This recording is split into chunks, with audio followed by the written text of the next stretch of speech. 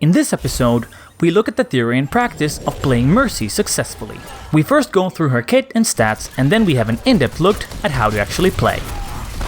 Heroes never die.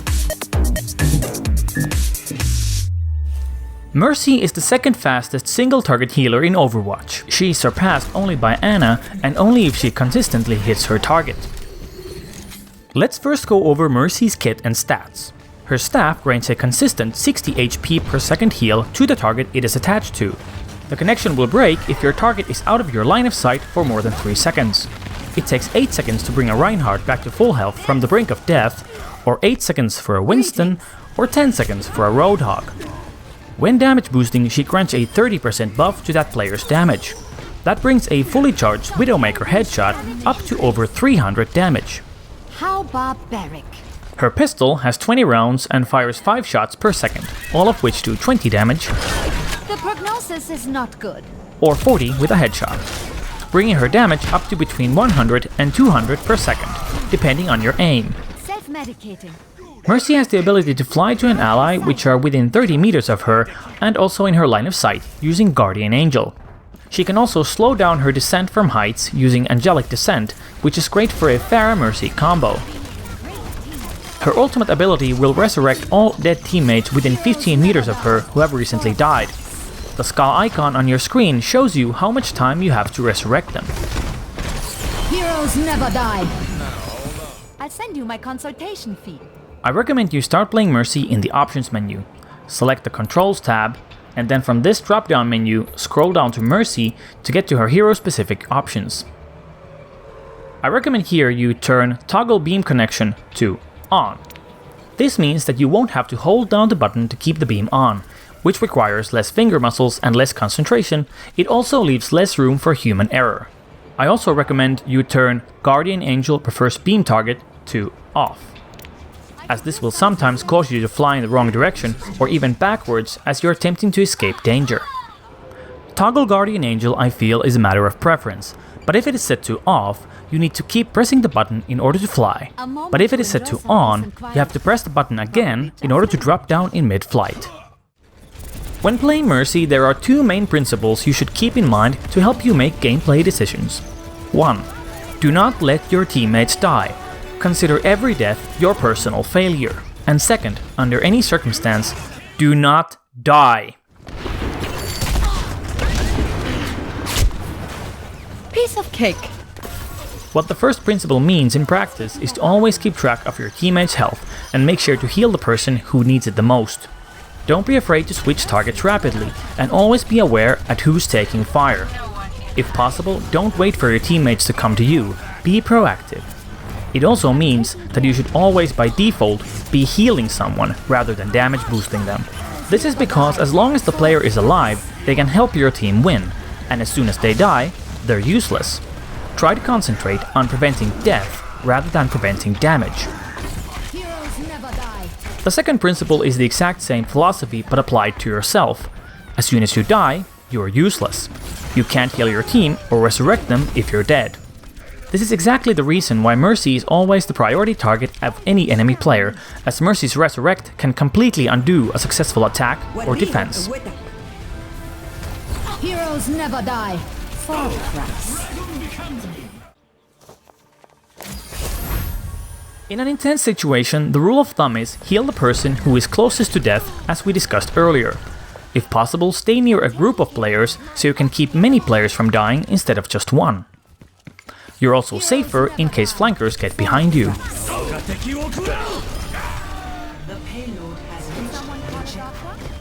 If you keep your beam on a target with full health, it won't charge your ultimate, so always be on the lookout for wounded teammates. If you have several targets to choose from, I recommend you heal the tank first, as they are often the victim of concentrated fire.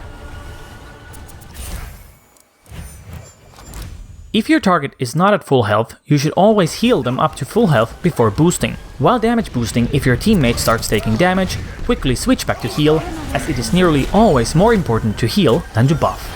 The exception to the rule is a 1 versus 1 fight, where it looks like the extra damage might keep your teammate alive better than the heal. Remember, your job is to prevent death, not damage. Such situations might be a Pharah versus Soldier or Tracer, or a Roadhog or Diva versus a Reaper, as you often can't out-heal their damage per second and they will most likely try to kill you before they kill your teammate.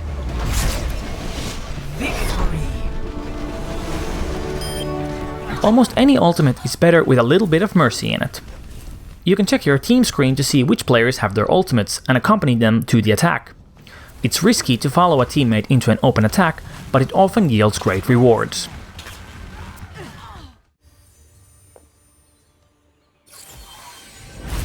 As a rule of thumb, do not resurrect less than 2 players at once.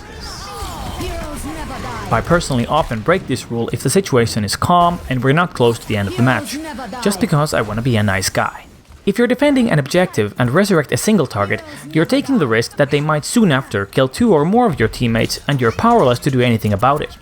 If a single teammate dies, but you still hold back the attack, he'll have time to return from the spawn room, and now you're at full strength again and you still have your ultimate, ready for when things might go south. If you're going to resurrect a single target or you have to make a quick decision on who to bring back, I recommend you go for the tank. You could also quickly check which characters have their ultimates ready and prioritize them. Always resurrect the Reinhardt, especially on control and payload maps.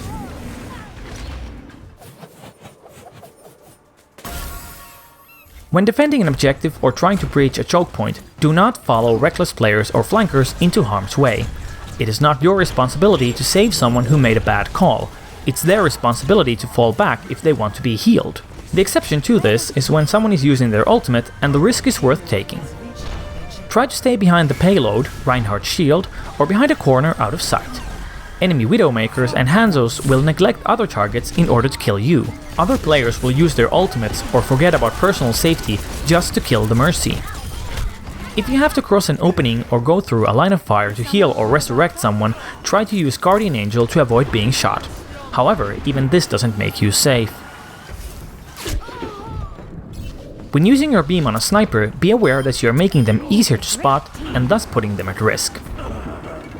When damage boosting, you have to be connected to your teammate when the shot or ultimate lands, because that's when the buff is calculated. Remember this when damage boosting Hanzo's dragon, as you can boost him after he's already fired the dragon and you can still buff the damage. You can turn a full 180 from the person that you're healing and your beam connection won't break. This is perfect when trying to figure out if someone needs you more. Mercy is no helpless little girl, and you may not realize it, but she has a higher damage per second than Winston, Genji, Torbjorn's turret, or even Reinhardt, and even more if you get headshots. So don't be afraid to pull out your gun to get some damage done on a sitting duck or someone who has their back turned. Also, it's a good idea to finish off low health characters, as low health doesn't affect their damage output or ultimate use. Many players won't expect the Mercy to suddenly go on a murderous rampage, and sometimes they won't realize who's shooting at them until it's too late. If there's no one to heal or buff, then pull out your blaster and go nuts. Remember, doing damage to enemy players charges your ultimate. Heroes never die. Many Overwatch players take healers for granted, and will spam you with "I need healing" when you've just been killed and they've done nothing to protect you. I'm not a miracle worker. More experienced players can, however, tell when a Mercy's got their back, and know that a good support can mean the difference between victory or defeat. And as a Mercy player, remember to give credit when credit is due. And always remember, there's honor in mercy.